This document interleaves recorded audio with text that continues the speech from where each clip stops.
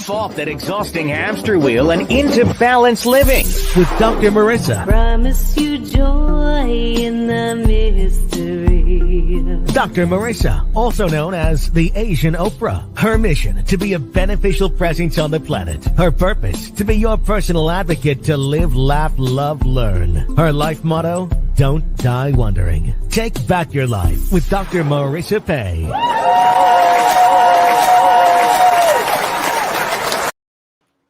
And welcome. You're tuned into Take My Advice. I'm not using it. Get balanced with Dr. Marissa. The morning show here on NBC News, CNBC News, and NBC Sports Radio Station KCAA, AM 1050, FM 102.3, FM 106.5, and streaming everywhere. iHeartRadio, Spotify, Stitcher, Amazon Music, Audible, Podchaser, JioSaavn, iTunes, TuneIn, Tiki Live, Rumble, and more. Why so many places? Because I am on a happy 88 mission, 88 million more happy people in the next 8 years. So I need as much splatter zone as possible as I try to get you to drink the rose-colored Kool-Aid. Why? Because there's way too many ways in which to be depressed and anxious and fearful when you turn most news channels on. But this one is going to try to get you to release those negative energies that, are normal, and you should be pissed off at what's going on. But staying in piss-offedness is going to make you sick physically, mentally, emotionally. And I'm all about self-care and learning how to soothe ourselves. So I have topics, guests, and activities that will help us to that end. I am Dr. Marissa, your host, and I want you to be happy 88% of the time. So today, yesterday was an interesting day. I did a full show commentary on Roe versus Wade, not about my opinion. We went through and looked at the data, some balanced data about what is happening in each of the states and how we can, besides being angry, besides, talking to our friends about it, besides, hurling insults and, jumping up and down knee-jerk reactions, posting to actually what we can do, where we can shop to support organizations that are equally upset about the overturn of Roe versus Wade, as well as voting sites where we know in particular in your area who to vote for, so that we can re-overturn Roe versus Wade, which is something that, of course, I believe in, because I believe in the privacy of a woman's ability to choose for her own life, which was the originator, Blackmun, found out yesterday he was actually a conservative Republican judge who turned out to be the most liberal judge. So he's a white man. So there's hope. So all those worst case scenario talk going on right now, it's not helping with the solution. It's only adding to the problem. So, that's what I do. Try to stand in solution. So if you didn't hear that, I do get a little emotional at the end. Sam, I don't know if Polly told you, my engineers are these great guys who support the show, and I wasn't planning on getting emotional, but when I remembered what my 8-year young little girl, when she was in elementary school, they were, studying in history, war, and all that stuff, and anger and disagreements. She came home and said, how do we get to peace through war? And it was an honest question. And the honest answer is, it's my BS, my belief system, that we can't get to that peaceful solution if we're so pissed off and we're so angry and we're so, hating the hater. So that's why today's, I thought, what, instead of doing our regular caller questions and commercials and compliments, although you can still do that, please feel free to do that in the chat. I would love it if you'd participate with me today, go to my YouTube channel or my Facebook.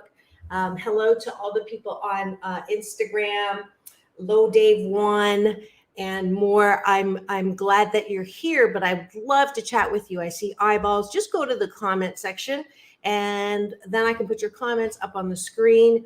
My YouTube supporters as well as Facebook, and I'm going to ask my Instagram folks. I'm going to have to shut this off because it takes away from the power of the connection on the desktop. So I would love to have this discussion with you. And so the question of the day is, let's see, let me do it the way I wrote it, which is, can you change a racist into a human rights activist? And it applies to the same thing around Roe versus Wade. Can you change someone who is so convinced that abortion is wrong, or that a woman does not have the right to make decisions for her own body, or that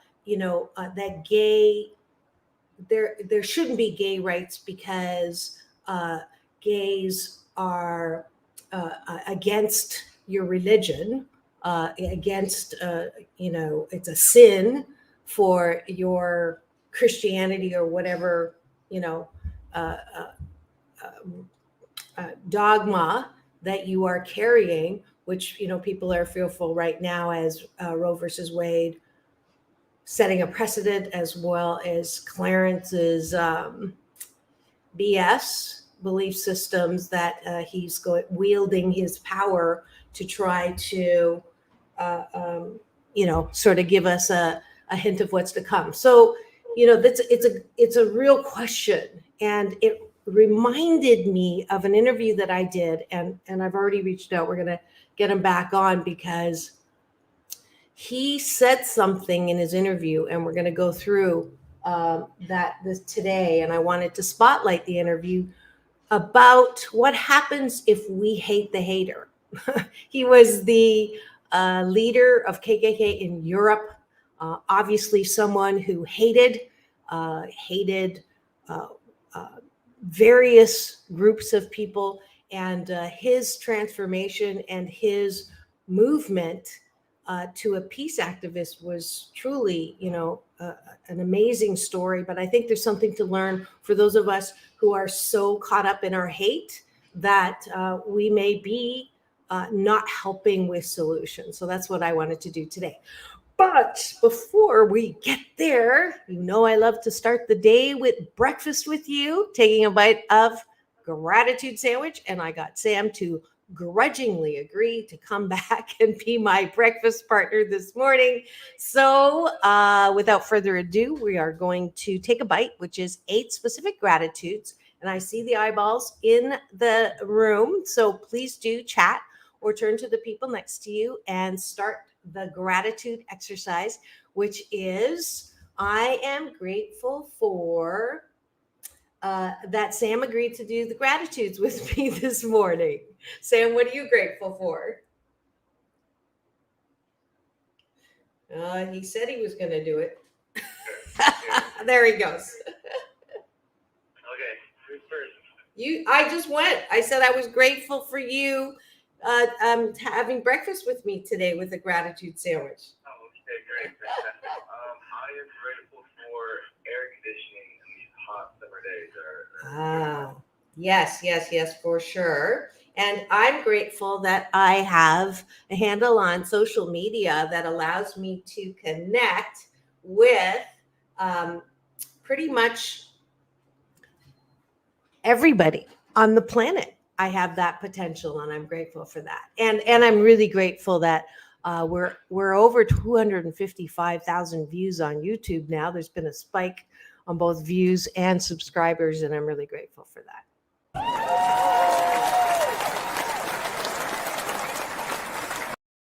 grateful for having the ability to at least travel around the United States and around the world, but airplanes. I love airplanes. My sister grateful for that. Awesome. That's so cool. Where's she coming in from?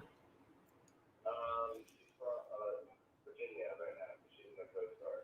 Wow, that's super cool. I'm grateful for flying. I'm so grateful that I never get tired of flying. I think it's a miracle every time I get on the plane. And I play this takeoff and landing game. Those of you who've been with me for a while, I try to guess when the moment of liftoff and the moment of touchdown is going to be. And if I can get people around me to put in $1, we make it a pool. And it's a bet on how close we can get. And of course, I most of the time win because I fly so much. But there you go, something you didn't know. So I'm grateful for flying. I'm grateful for being able to wake up in the morning. I really am. I do wake up in the morning and I thank God for another day. So. Awesome.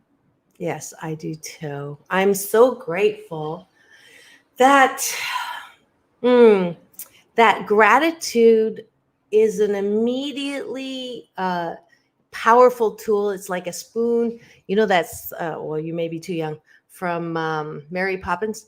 A spoonful of sugar makes the medicine go down. Do you remember that? So gratitude is just like that spoonful. So no matter what is going on around you, no matter what bad things are being reported, no matter what bad things are happening, when you do gratitude, it just lifts you into a different place. And I'm grateful for gratitude. Last one. Okay, my last one. I am grateful for all the different types of food that I can eat. Very good, Sam. I am grateful that I have a love for tasty, unique, and yummy food that I've learned how to be one with my food. Those of you who have watched me eat know that I savor, and that's what keeps me afraid of COVID. The symptom that I'm just terrified of is losing my sense of taste and smell, because it's so important to me, which is why even, it's not popular to wear a mask, or it's not popular to not get close to people. I still want to make sure that I am as COVID free as possible. I actually canceled a cruise that I was planning to go on because of that. I just want to make sure. So, and thank you. That's the top of the bun with Sam. Sam Works, who has a show on Sundays. See, there's your commercial. Who is a wonderful asset to my show as he helps me behind the scenes and sometimes in front of the scene. And then moving to the bottom of the bun, what are 4 things that you are appreciative of yourself? So this is usually done at night, but I want you to sort of get primed for it before you go to bed, instead of continuing to scroll on what bad things happen and what's happened in the case, which is not that it's not important, but what's important before you go to bed is that you put your mind at ease and you also stop the critic that's beating you up. So appreciation of yourself is a skill. It's a muscle. And a lot of us don't have a very strong muscle. We beat ourselves up. Nobody's harder on us than ourselves. Nothing's ever good enough that we do. And that's a really bad habit that will keep you from sleeping, and also, take you to the doctor asking for sleep aids, which is what I did. And then what happens is, you don't get true rest. And if you get addicted to those, it's not a good place. I've been there. And so I have been on a mission to help us with, natural sleep. And you can go buy an expensive mattress, or you can start to appreciate yourself.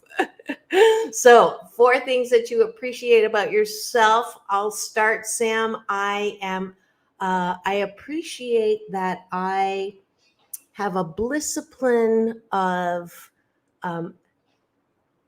feeling the best feeling thought 88% of the time. I know how to talk myself off of the ceiling most of the time. There you go.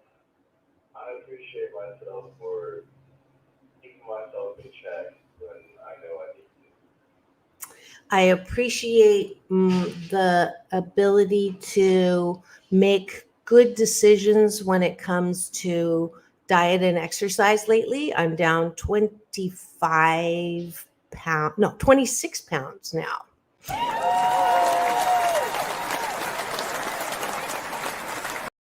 Which is kind of a miracle because I broke the two toes. And so I haven't been able to do all of that crazy sweat producing activity before the show. So just so you know. And back at you, Sam. I'm a tether on that. I appreciate my healthy lifestyle when it comes to food. I appreciate that I'm not 100%, and sometimes I mess up and I don't beat myself up about it. I just don't have to. I used to, like, if I blew it in the morning, I just go, oh, screw it. I'll just eat the rest of the day, which is kind of silly. So I'm glad that, I can cut myself some slack. There you go. I appreciate that every once in a while I purposely embarrass myself. I love it. I love it. Give me an example. So I used to be pretty shy. Working at the radio station, working with you, I'm a little more outgoing. But my friend went to an open mic night in Riverside called Back to the Grind. And after I saw him do it and finish his year, I was like, you know what? I'm gonna go up there, I'm gonna sign up, and I'm gonna go embarrass myself just to feel a little more human.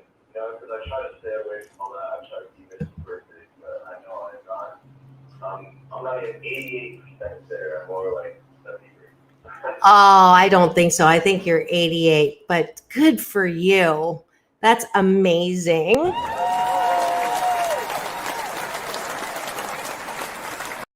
You are a living embodiment of my teachings, which is so awesome. And you said when I put the applause on that it feels good. Yeah, I do the same thing. Sometimes I wear my underwear backwards. TMI. Sometimes if I mess up on a manicure, I don't have her fix it just so that I can be okay with, a flaw. Sometimes I wear two different colored whatever, earrings or, something like that. And I think that perfectionism is a dangerous dis-ease with life. And I'm glad you've learned that young, because I have a lot of coaching clients who are just miserable. They have so much and they're so miserable because they're walking around saying, I don't have enough or I am not enough. Pardon? I missed that. Oh, I said it humble. Yes, but in not a humiliation. There's exactly. Last one, I appreciate that I can laugh at myself, which is sort of along your lane.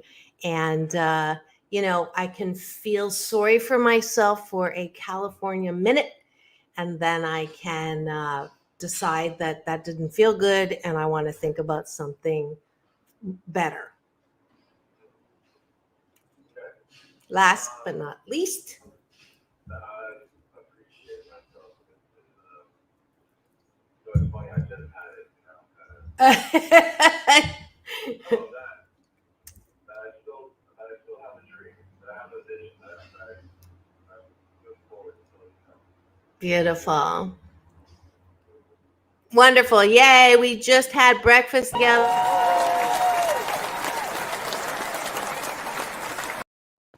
And I'm hoping that you continue this exercise when you're not with me. I got a nice thumbs up. Thank you very much. I would love to know who just gave me that thumbs up and give you a little shout out. Love.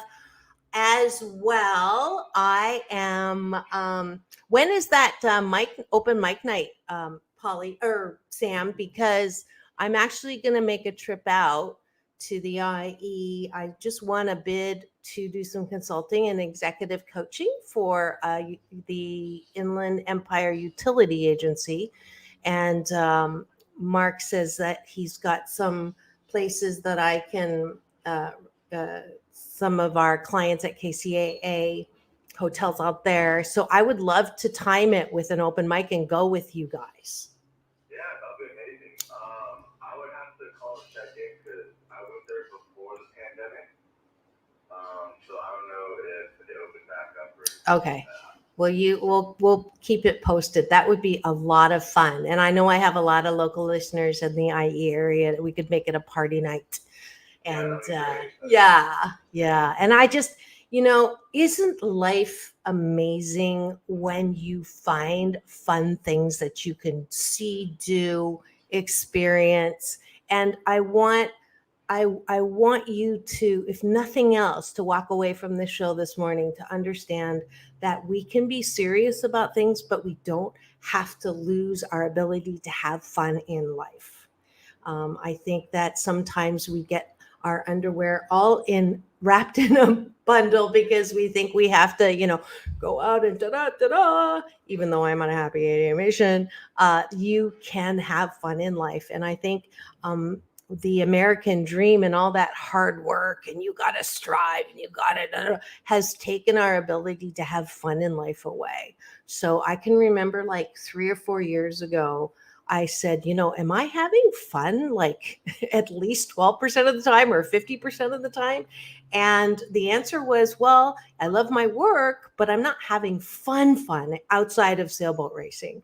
So I started to play games and mahjong and, all that kind of fun stuff, board games and going to karaoke again. And there's so much out there. Plus, you're going to support places that have suffered through the pandemic. So there's the commercial to go out and play and have fun. So what are you doing this week to have fun is another question for the week. When we come back, I'm going to dive into the question of the day, which is, can you change a racist into a human rights activist? By spotlighting my interview with TM Garret, who was a KKK leader in Europe. And we're going to hear his story and the lesson in his story, this case study on how we move now when it looks like there are racists and, disrespect for women and their private decisions, all of that stuff. How do we approach people who radically think differently than ourselves? When we come back here on Take My Advice, I'm Not Using It, Get Balanced with Dr. Marissa, the morning show on KCAA, the station that leaves no listener behind.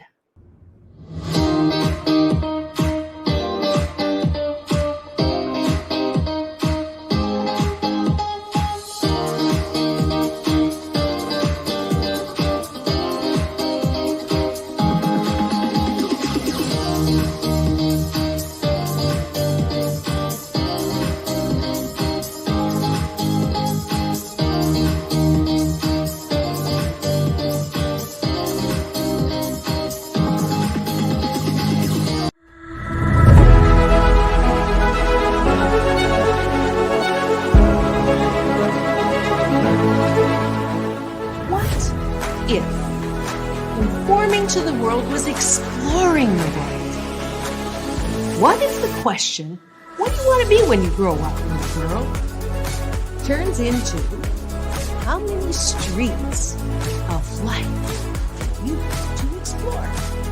What if the purpose of life is not to die with the most toys to leave our squabbling relatives? What if the purpose of life was to do things that we enjoy most of the time? Have relationships that we enjoy most of the time, and use our unique talents, gifts, and abilities to fully express in the dash between birth and death. What if, as a direct result of this horrible pandemic, we could rise out of the ashes with a new PPP, post-pandemic possibilities. The sooner you turn "it's impossible" to "I'm possible," the what ifs become possible too. Because you are loving, lovable, and loved, wrapped in a warm blanket of worthiness. But it may start with getting out of bed and making it. What if starts with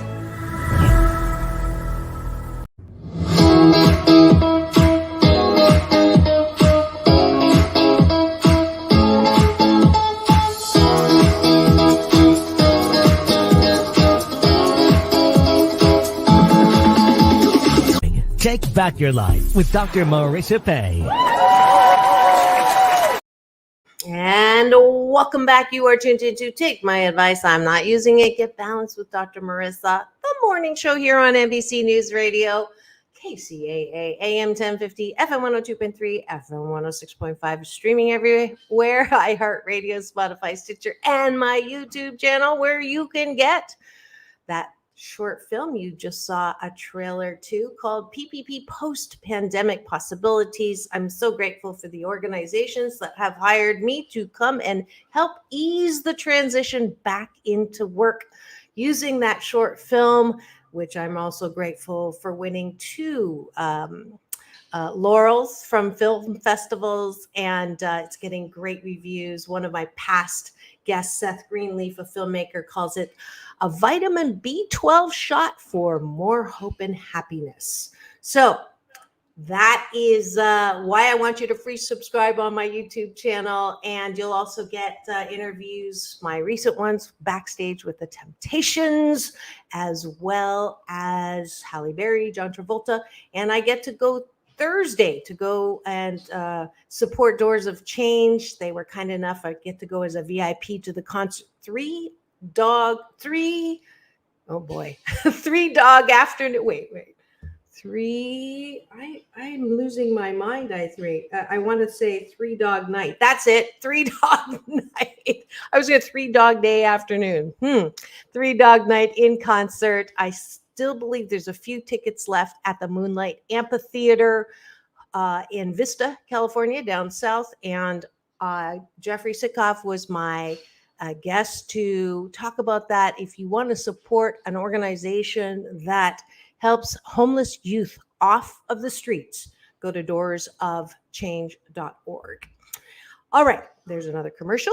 And now we're going to go revisit an interview that I did with, his name is TM Garret, and I'll introduce him to you right now to answer the question, can you change a racist to a peace activist? See if you can't hear what I'm trying to communicate through this interview. To bring you really fascinating people. And today is definitely no exception to the rule. My guest is TM Garret.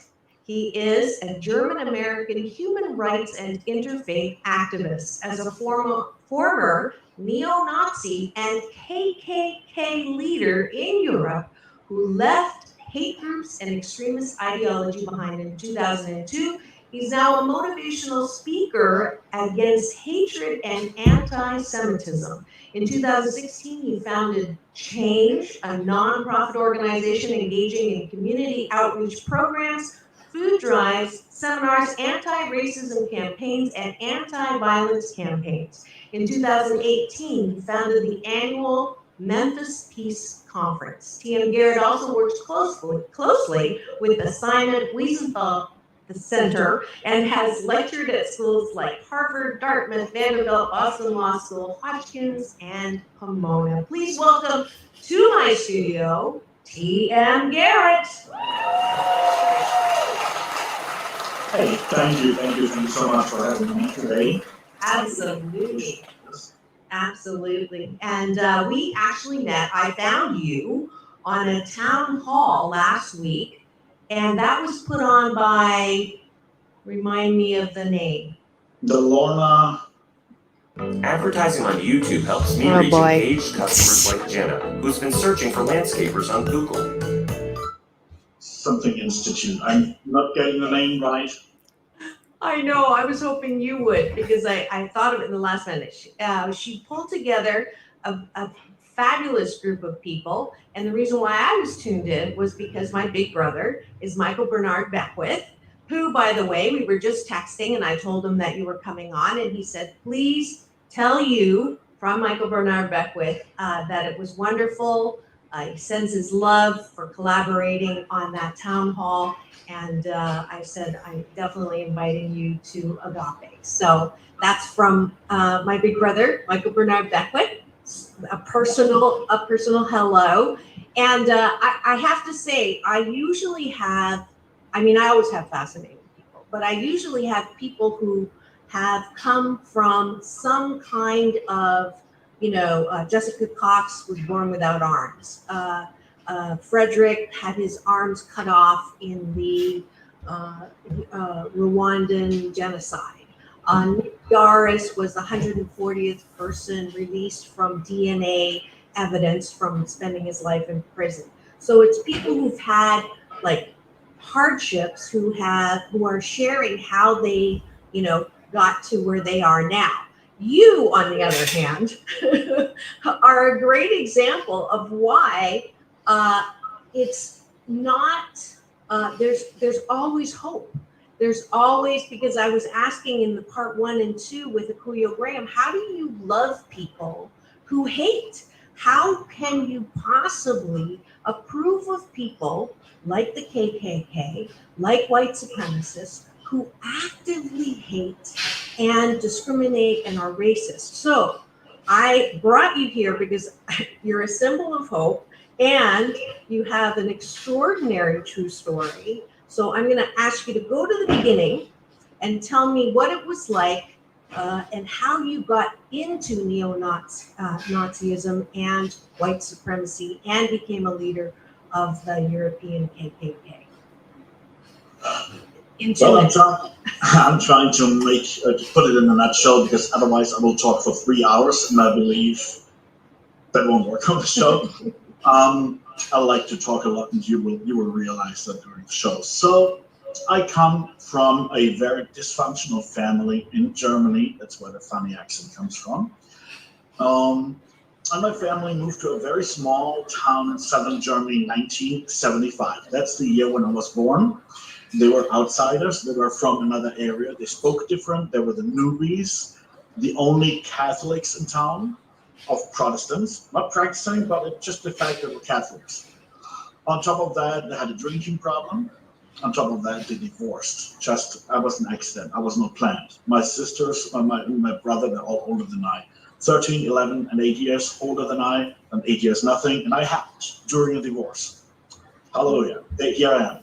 My mom, with a drinking problem, had no idea what to do with me, other than get me through school. So the whole family already had a big problem in the town, didn't get accepted because of all these problems. And that reflected also on the children. So, and I thought something is wrong with me, In fact, it was a lot of parents that told their kids not to play with me because of my family's reputation. But a 5-year-old doesn't understand that. So in kindergarten, I felt like an outsider. I had these ugly glasses. I had like crossed eyes, and one glass was covered, and I hated that. And I had these over-the-top school clothes, like just some khakis. The other kids had jeans, I had fancy shoes. They had tennis shoes, and so on, And what made me a weird kid. And on top of that, different dialect, family's reputation. On top of that, I had an identity problem. My mother was adopted. Her parents, there was a couple from Belgium. They had a French accent that was completely weird to me. Other than that, there was no family on her side. On my father's side, there wasn't much family. They were actually refugees from republics to the Czech Republic. After the war, they got kicked out by the Russians and the Czechs as a revenge for what the Nazis did. So they came to Germany as refugees from there. They didn't talk about that, so I didn't even know where the family comes from. And Other kids had some sort of other identity, like one was a Boy Scout, the other one was in sports and stuff like that. The dads would influence them and lead them to. I didn't have a dad. He moved out when I was born. He died when I was 8. He had lung cancer. There wasn't much interaction anyway. And I tried to fit in. I tried to have an identity, a meaning, a purpose in life. It was that sense of belonging, you know? And I just had a big problem with that. The other kids had all that. And then it started at the age of 13. I was the bullied kid in the corner. I would have done anything to get out of the corner. Started with anti-Semitic jokes and racist jokes in the schoolyard. Mostly the boys in puberty were telling each other those jokes. And at some point, they just went back to normal. Problem was, I didn't have a normal to go back to. My normal was the bullied kid. So I ran with those jokes longer. And I got put in a box. Lid closed, labeled, oh, that's the Nazi kid. Nobody got the box anymore. I just started to fit in the role, developed, and I joined a group of skinheads and then a neo-Nazi party. And at the end, I ended up in the KKK, became the European leader. I worked up my on the career ladder and became that. So I lived that life in those groups for about 15 years. I wasn't recruited. It was me reaching out, you know? Okay, so you were looking for a place. Absolutely. They didn't come in. Now, did you actively recruit others? And what would you look for? Was it purposeful? Was there, I kind of want, you're like one of the only insiders I know, or maybe want to know, but just understanding, are all the members of KKK people who are like you, didn't fit along, or, you know, parents hate, kids hate? Can you give me like a psychological profile of people in there? That is not that easy because the extremist far right or the white supremacist movement is not a homogeneous movement. It's very diverse. The only common factor they have is the hatred against, let's say, minorities, anything that's different. So how you hate and what you base it on, that can be different. You know, many here in the US base it on religion, you know, justified with religion. Some others with politics, some others with history and genes and what. So that is different. And they all work sort of together, but their methods are very different. And in my case, when I joined a group of skinheads, it was just about provoking. There was no ideology. When I joined the neo-Nazi party, it became about ideology. And that was in Germany. Germany first. The Muslims are coming and taking this country away and all this stuff. And I wanted to defend that country so bad. And it was my identity became that German. Being German was my identity at that point. Later, in 98, when the internet really took off, I had a computer and chat rooms, and I saw in other countries people that thought like me, and they had the same problems, they told me. So I was, oh, it's not about Germany. That's about the white race. We have to defend it. So then my identity shifted from being a German to a... I've been getting paid $1,000 a month, if not more, just from this app on my phone. And white person who has to defend their race. And this is also when the anti-Semitism became very prevalent and very, very, I was a full-blown anti-Semite at the time, but it took like 10 years. So in these groups, you address different people. Skinheads, of course, that is more about subculture and more about the entertainment and getting them in. And some groups are even into gang activities and drug dealing and prison gangs. When you have a party, that's more like the alt-right. They try to recruit people out of the midst of society, lawyers, whatever. And they don't look as radical, you know, closed, normal and everything. Then when you talk about the KKK, we're here in the US now. So that is something that everybody in the US knows. Oh, I've heard that before, I know what it is. And there has been different, they call it eras in the KKK. And you know, there was the first one that was from 1865 when it was founded to, I believe, 1876. Where? Date, here in the US. And it was actually banned as a terrorist organization at the time. The KKK was not allowed anymore. Then it had a revival in 1915, came up again as a big organization. In the 40s, the IRS shut it down because they accumulated IRS debt. And this is the reason why there's so many clan groups around now, because nobody wanted to pick up the bill, and everybody could be their own leader. Oh, we open up our own group, you know, these are the blah blah white knights, the Bayou white knights, and the loyal white knights, and you name it, it's out there, it has been out there. And everybody claims to be the original, so there are many, many groups, and for many years, they could recruit. How did they fall out of terrorist organization classification? Because when Akuyo was on, you know, we're signing this petition to make them a terrorist. How did they become not a terrorist organization? Well, because it's technically a different group that they founded. It was not the same group. They didn't define them as the successor, which today they say, oh yeah, of course it's a successor. But this is today, if you have a group with different members, you don't revive the old group. It was like, it was 30, 35 years later, 45 years later. Most of those members were not even alive anymore. So you don't revive the forbidden group. You're founding something new that is similar or has a similar name. So they could get around that. And even their apparel was a little different. Their constitution and laws that they really have was different. They founded that. But the similarity was definitely the hate. The hate of anything that was not white. Yeah. Correct. Yeah. So supremacy, because this country was built on white supremacy on the back of non-white people. It is what it is. It's true, and they wanted to preserve the white supremacy at the time, because there was, of course, a change already. 1865, emancipation, you know, declaration and freed slaves, and then the right to vote, and so on and so on. They could see, okay, there's development here, and they wanted to stop that, to keep the status quo. That was the main goal, but also anti-Catholic, anti-Jewish. So that was their main, the white Anglo-Saxon Protestant. Yeah, that was anti-Asian.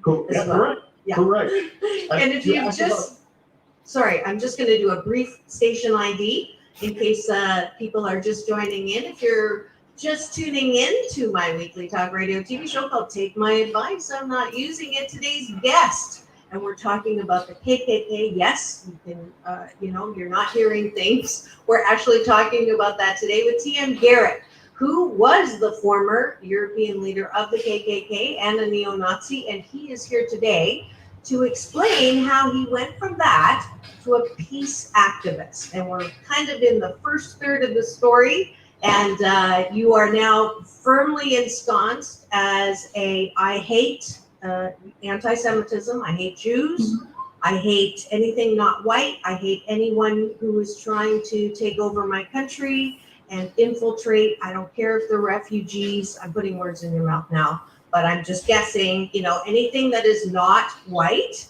is the enemy and should not only be ignored, they should be destroyed. So did you, without incriminating yourself, participate in harm?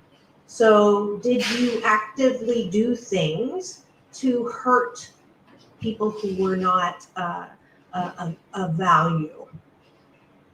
When we were as a member of a skinhead group, of course, we went out, we got drunk, and of course it ended up being street fights, either in Germany Germany has a big Turkish population, so that was our main enemy group that we found. But anybody, it could be the far left or whoever we found that fit as one of our enemies, we would attack them or even provoke them to attack us. Because when they attacked us, we could justify our existence. Because look, they hate us. We have to defend ourselves. This is what we did very often.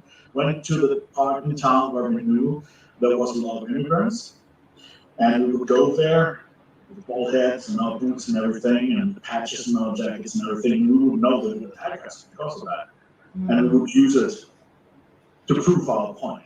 So that's when there was violence involved. Later, when I joined the party, I went away from that because of different reasons. Because I had 3 children at the time already, and I was like, I'm not good for my children if I'm in prison. I'm not good for the cause I was standing for when I'm in prison. And also, I thought and still think prison is a very scary place. I just didn't want to go to prison. And this plays a very important role when I was on the top, the pressure was so hard. Germany, with its past, the Holocaust, has done a great job in the past, atoning for it, making up for it, making sure it must never happen again. Therefore, they have very strict hate crime laws. You cannot say the N-word to go to prison, you cannot deny the Holocaust to go to prison, and stuff like that.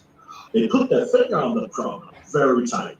And so they were watching us, and being the leader with a group that has that reputation here in the US as well, even though we said we're more violent, well, the government was still looking. And they said, hey, if something happens, any of the members committing any violent crimes, it would be me. I would go to prison as the leader. And I was scared to death. I didn't want to go to prison. And it was just so under attack, that I kind of retired. And I had a lot of things. There was a lot of things that were in my head, but that was the main thing. I was kind of pushed out by the pressure from the government. So it wasn't necessarily you had a moment on the road to Damascus at that point. Right. Not yet. I wasn't even on my road to Damascus, if you want to say it like that. Okay. I haven't even left yet. So at the time, I was like, okay, I'm retiring. I even appointed a successor and told them next year to hold elections and vote the new, what they call Grand Dragon, or Imperial Representative. Anyway, I still was sticking around with them for one reason, because I was so one in that movement. I made all my money in that movement. I had merchandise, made order, I repaired computers, sold computers in that movement. That was my job. I knew if I disengaged from everybody, including the people, I will be unemployed and then find a job. What do you put on your resume? What did you do the last 5 years? Leader of the European KKK. No, you don't put that on your resume. Okay. So you have to adapt. You can't explain it. I mean, more than 10 years. You might have seen videos like this before, but here's the big secret. Anyone can make one of these videos in a... So that was a big problem. But after a couple of months, it got so tough, and I said to my back then wife, we're divorced now, and said, we have to get away from these people. We have to start over new somehow. I was really racist. I was really Islamophobe at the time, so anti-Semitic. We moved to another town. And this is the hard part. It's like in an abusive relationship. It's toxic. And a lot of people in that movement, in any extremist movement, even jihadist groups, or sects, cults, or whatever, they know every now and then, oh, this is toxic. But you have a hard time getting out, because if you leave to whoever what you're leaving, you'll be a traitor. They will hate you for that. Like in an abusive relationship, will hate you for that. Maybe looking for you. Where did you go? You have to flee. You have to go to another town, find new friends, maybe change your name, find a new job, and in my case, throw away my whole identity. And we talked about identity. That was all I had. That was the first time I had that identity, and I had to throw it away. But I had to make that step. And now comes the really ironic part. It was in 2002, 1 year after 9/11. And there wasn't much on the internet. I picked up the newspaper, the classifieds. There was one apartment further away that was available, a week before Christmas. Picked up the phone, and the guy with a Turkish accent picked up the phone. And I was like, really? The only apartment is owned by a Muslim? Really? You kidding me? But hey, I was desperate. So we went there, the interview for the apartment and everything. And of course, we started talking. So we told him a little bit about, he got the feeling we were running away from something. He didn't know exactly what. And he knew there was some trouble involved, whatever, but he gave us a chance. And I started lying to myself. I was like, it's only temporary. I will find something different.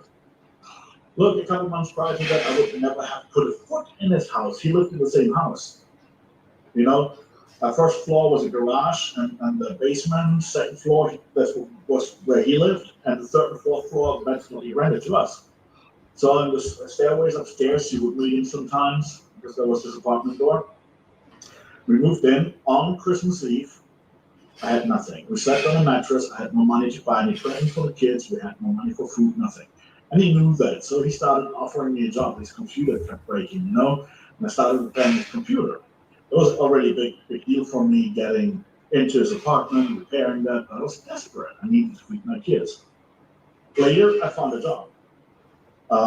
Staffing company. They don't ask questions. They don't care about a resume. So problem with the resume solved with a big gap, which means I wasn't desperate anymore. Instead of refusing to help him, I just refused the money. Still helped him. Because I felt like he's kind of nice, but I tried to figure out why is he nice, you know? Again, 1 year after 9/11. And I was convinced he was just like Osama bin Laden. He will murder me in my sleep. He and his Muslim friends will take over the country and destroy this country.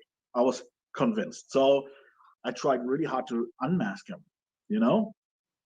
And so hard, and I helped him and everything. And I tried to figure out, is he just nice? What's going on here? That's weird, you know? Like, I'm hating Muslims, but he doesn't hate. That's different. I don't know why. Then one moment when my hate started to crumble was when he invited me for dinner. And I went for dinner. It was about food. I don't know if you know a lot about like Arab culture in general. When they offer you food, I heard they're horribly offended if you don't accept the generous offer. And I was expecting him to put their couscous and falafel or whatever stuff I don't like, I don't want, or whatever at the time. I just wanted German stuff. And first it was really something Mediterranean and fish soup. And I just can't stand fish soup. And I was like, there we go. Now is my chance. Now I can find out how offended he will be. And he will turn into the Muslim terrorist that I always knew he was. I can unmask him now. This is the chance. Well, the problem was, it didn't happen. I tried so hard to expose him. And I was not successful. Why?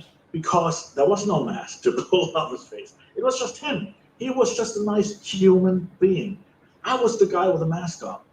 And I was like sitting at the dinner table with the family, and I was so stunned, and I felt small, I felt wrong, and that hate just crumbled in front of me.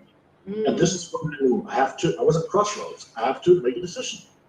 Am I going to take these crumbs, put them back together to a loaf of hay that I used to nurture? Or am I going to analyze them? I was like, I need to find out what about other Muslims. Are they just nice like him, or are they just pretending? I was still convinced in their mosques that probably taught how to slaughter Christians, you know? That's what I thought. I hope you get the irony. You said you started it with the irony, but the irony of listening to someone share this story who's an active hater and having these thoughts about another active hater or perceived. I'm sorry, I had to just like, you may feel ironic, but I'm feeling very incredulous. But go ahead. You said something. All right. So I'm always amazed at how many incredible guests that I've had. And we'll continue this conversation because I'm out of time, but I hope that you go and finish his interview on my YouTube channel. TM Garret, we're going to have him back on, but there's so many lessons here about how we work through hatred that we're obviously feeling right now and get to the place of peace over anything. So this is Dr. Marissa reporting live from my living room during the pandemic. We're almost the end of it. Wishing you balance, peace in, peace out, world peace through inner peace. Now go forth and have the best day ever. We'll see you tomorrow, and go in peace.